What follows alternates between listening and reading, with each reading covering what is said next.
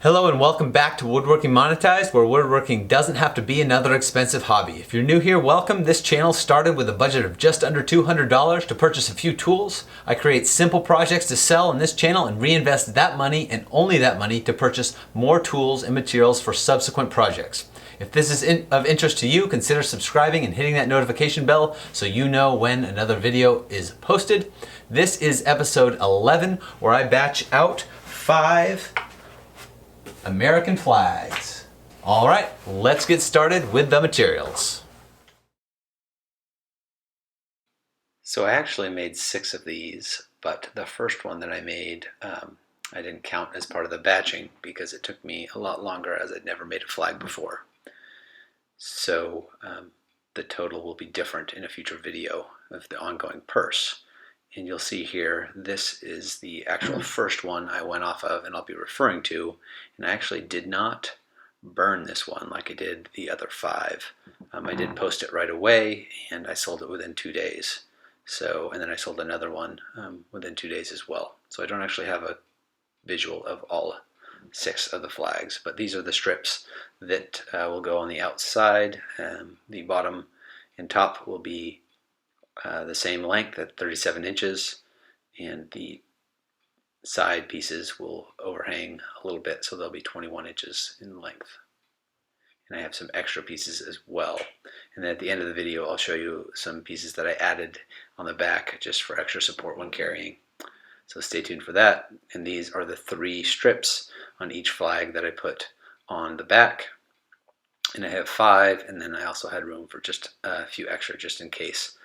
Some of them will compromise with knots, but there are the 3 pieces that hold the horizontal flag strips.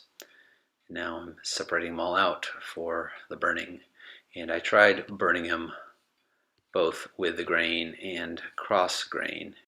And of the 2 burning orientations, I feel like with the grain is optimal, as you'll see here.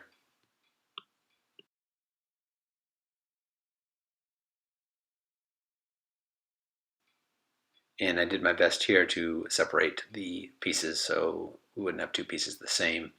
And now on to staining, and I used both a Minwax and Varathane stain. And if you wait till the end, I'll tell you what I think of each one and which one would I use in the future. So definitely, if I had to do it again, I would burn the wood a little bit more than I did this time, having completed all of them. And then those ones I have to do the blue first, or I opted to do the blue first, and so I'm clamping the top part for the union first. I finally doled out some money for some more clamps, so I've got 4 of those 24-inch clamps, which will help support me. And the best way to do this would be to drill and screw in the top and the bottom one, and then it's easier. They're held together, and then you can go back through and drill the other parts as well. And I found this from Moonbuilt Garage when he makes flags. I'm sure he's not the first one to do it, but I'll give him credit for it. But he takes a box cutter or X-Acto knife, gets 2 spots, and then pulls a straight edge to it. Got in a previous episode, and you cut a line there, and that helps cut your line when you're painting, especially with this stain, both the Varathane stain and the Minwax stain. It's just easier as the stain doesn't want to go over the edge.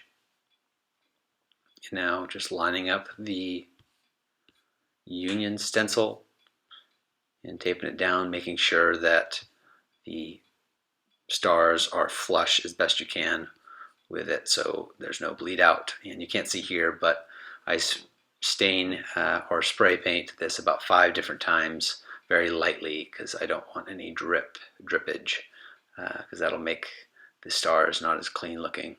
And now that I have it stained, or painted rather, 5 times, I'm numbering them so I know where they go, both the slats and the support pieces behind.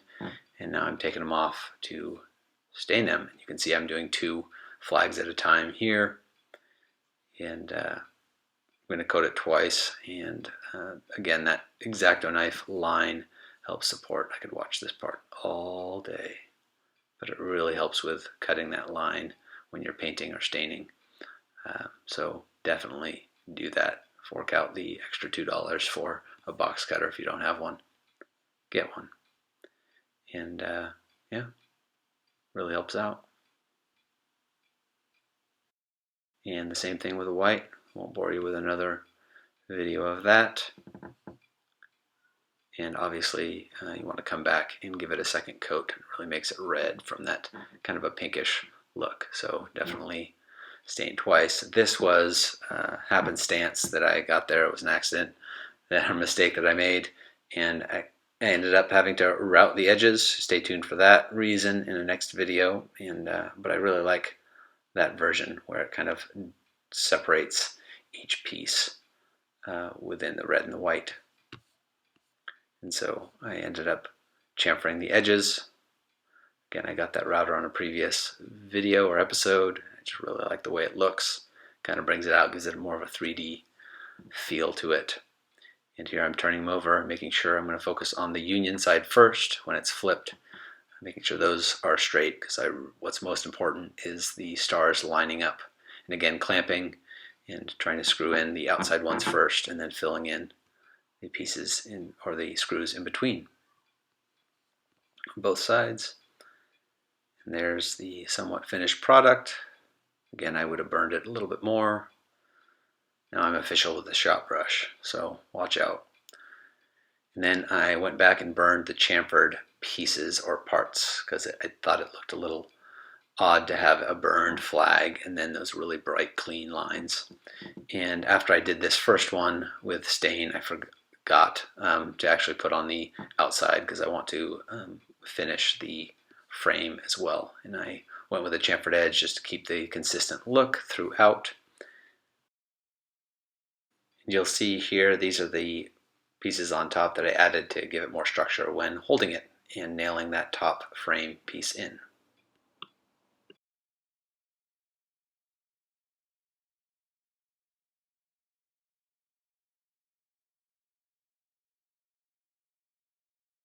So that concludes episode 11. The total cost of tools and materials was $329. And after selling all 5 of these flags for $100 each, the profit of $171 is added to the previous purse of $644, leaving the ongoing purse after episode 11 is $815. Now I know that $171 in profit for 5 flags sold at $100 each does not sound like much. However, I did purchase 4 24-inch clamps. I only used 2 during this build, and I did spend $70 on the attachment for the propane hose. Also, I've added a companion video to this video that goes over a little bit more extensively as to why I made certain decisions and what you should look out for, as well as the hypothetical hourly rate I made on batching out these flags. In addition, I did build a 6th flag, which you saw in the video, and that was the one that I always kind of referred to. That was my first flag. I did sell that one, and that's the only one of my flags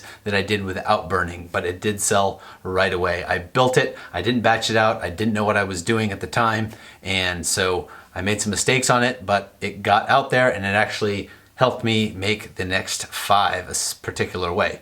So if you'd like to know about that, again, hit that video up top or down in the cards. Otherwise, we'll catch you on the next one. Thanks for watching.